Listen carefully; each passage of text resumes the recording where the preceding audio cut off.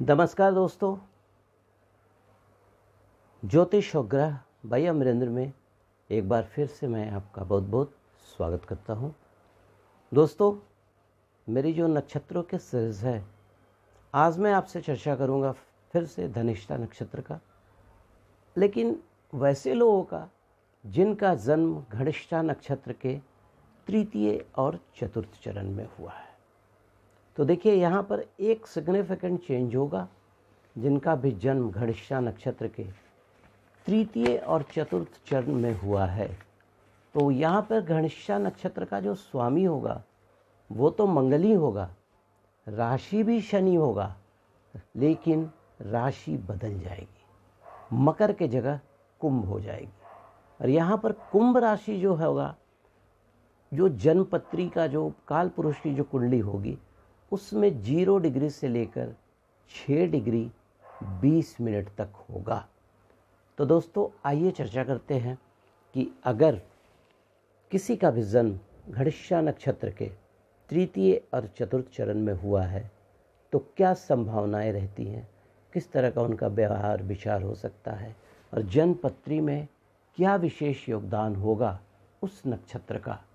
चलिए देखिए, जैसा मैंने पहले भी बताया, धनिष्ठा नक्षत्र जो होता है और कुंभ जो राशि होती है, उसका जो स्थान होता है हमारे शरीर में, वो टखनों पर होता है, पिंडली पर होता है, और हाथ की जो भुजाएं होती है वहाँ पे होता है। स्पेसिफिकली इनका निवास यहीं पे होता है।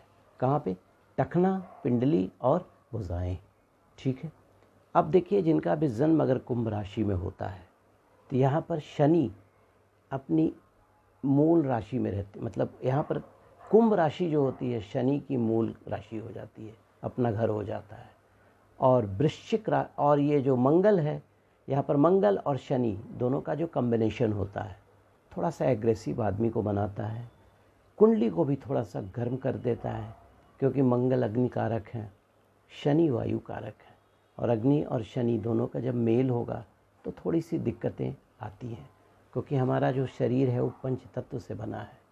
तो जिसमें अगर अग्नि और वायु ज़्यादा हो गए तो जल तत्व, पृथ्वी तत्व और आकाश तत्व थोड़े से तो प्रॉब्लम्स, देयर में भी सम प्रॉब्लम्स इन एनीबॉडी कुंडली। तो कुंडली क्या, आपका जो मानव शरीर है वहाँ पे इसका असर आ सकता है।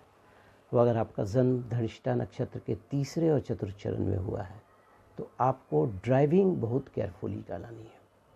आपको अपने नक्षत्रों का, अपने ग्रहों का हमेशा, अगर इन चीज़ों पर विश्वास करते हैं तो ध्यान देना होगा आपको, नहीं तो देयर में भी फ्रैक्चर इन लेक, ये संभावनाएं बनाती हैं।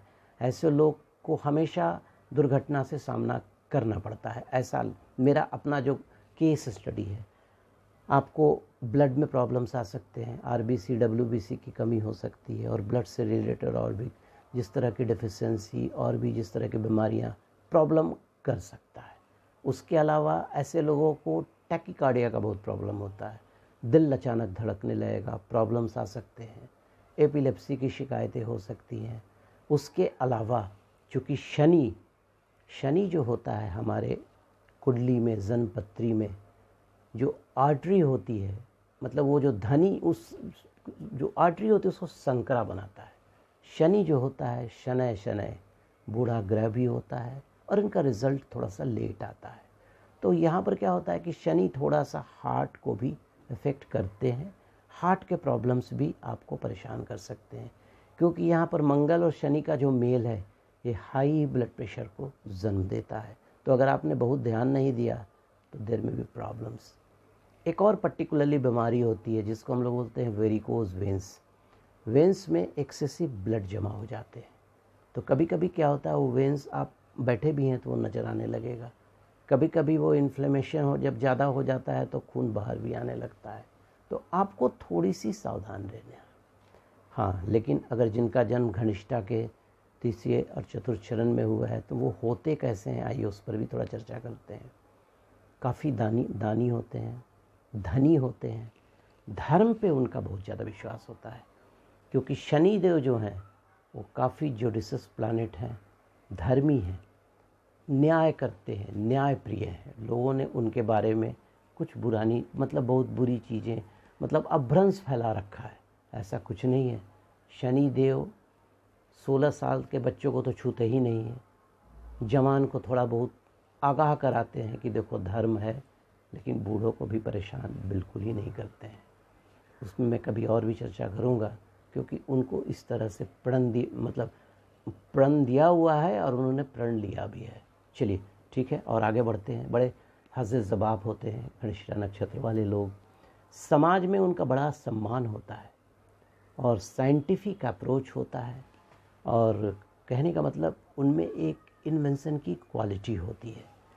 उसके अलावा और भी थोड़े से क्या बोलिएगा, उनका अप्रोच जो होता है कि नहीं, वो चीज़ जैसे 50-50 बांटना है तो कहेंगे कि नहीं मुझे 60% दो, इस तरह का नेचर होता है। ठीक है, हाँ, लेकिन बहुत एग्रेसिव होते हैं, लड़ने वाले होते हैं। तो अगर आपके कोई मित्र दोस्त धनिष्ठा नक्षत्र के तृतीय और चतुर्थ चरण वाले भाई, तो थोड़ा सा संभल के रहिएगा, मिल के रहिएगा। अब देखिए, अगर जिनका जन्म धनिष्ठा के तृतीय और चतुर्थ चरण में हुआ है, तो प्रोफेशन वो किस तरह का चुने। वो दूरदर्शन की नौकरी कर सकते हैं, टेलीफोन डिपार्टमेंट जो होता है वहाँ भी नौकरी कर सकते हैं, इलेक्ट्रिसिटी डिपार्टमेंट में भी, वहाँ पर भी ये अपने को सुशोभित कर सकते हैं। उसके अलावा जो इन्वेस्टिगेशन सेंटर होता है, रिसर्च सेंटर होता है, वहाँ कर सकते हैं। प्रिंटिंग प्रेस वगैरह में इनको काफ़ी सफलता मिलेगी।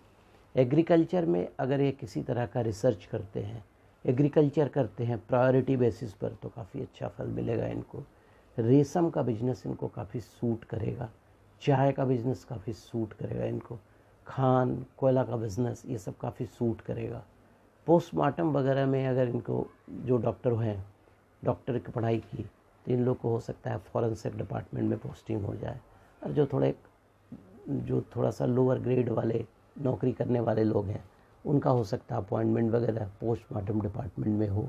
ठीक है, और दंगे उंगे के समय ये लोग थोड़े से ज़्यादा सहयोग करते हैं पीड़ितों को। एक बड़ा बेनोवेलेंट क्वालिटी इन लोगों में होती है। ठीक है, पुलिस मिलिट्री में ये ऊंचे पद को सुशोभित करते हैं। स्किन का बिज़नेस, चमड़ा का बिज़नेस, ये चमड़ा का जो बिज़नेस होता है, ये काफ़ी अच्छे तरीके से कर सकते हैं। तो दोस्तों, ये था धनिष्ठा नक्षत्र में अगर आपका जन्म तीसरे और चतुर्थ चरण में हुआ है।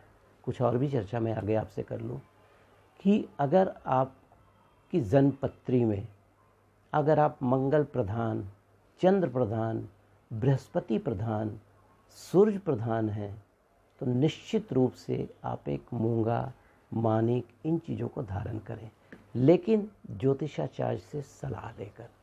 नहीं तो उसके अपोजिट, चूँकि आपकी राशि यहाँ कुंभ हो गई, तो कुंभ राशि के अनुसार आप नीलम को भी धारण कर सकते हैं, हीरा भी धारण कर सकते हैं, पन्ना भी धारण कर सकते हैं। और यहाँ पर 2 in 1 हनुमान जी की पूजा कीजिए।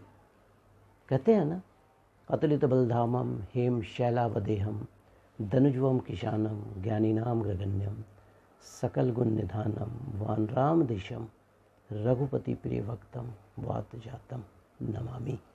मनोजम मारुतल्य वेगम जीतेन्द्रियम बुद्धिमताम वरिष्ठम वातात्म वानरयुखमुखम श्री राम दूतम शरणम प्रपद्ये।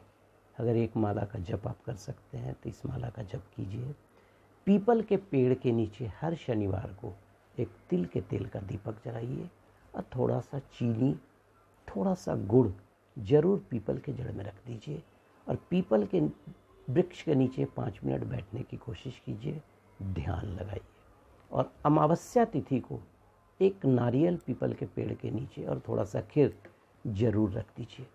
आप ऐसा 1 साल करके देखिए, फिर आप बोलेंगे कि मैंने क्या बोला आपको। और ज्योतिष को दिखाकर जो भी आपका अनुरूप स्टोन हो उसको पहनिए ज़रूर, क्योंकि देखिए हमारा जो सनातन धर्म है सबसे ऊपर है पूजा पाठ, मंत्रों का जाप, यज्ञ। उसके बाद ये जो अंगूठी है ना, ये हमारी रक्षा करता है। बारिश होने पर जिस तरह से छाता रक्षा करता है ना, उसी तरह से अंगूठी जो है हमारी रक्षा करता है। सॉरी दोस्तों, थोड़ा सा बिजली चली गई, इसलिए बिजली में थोड़ा सा मैं, फिर भी चलिए आज के लिए इतना ही।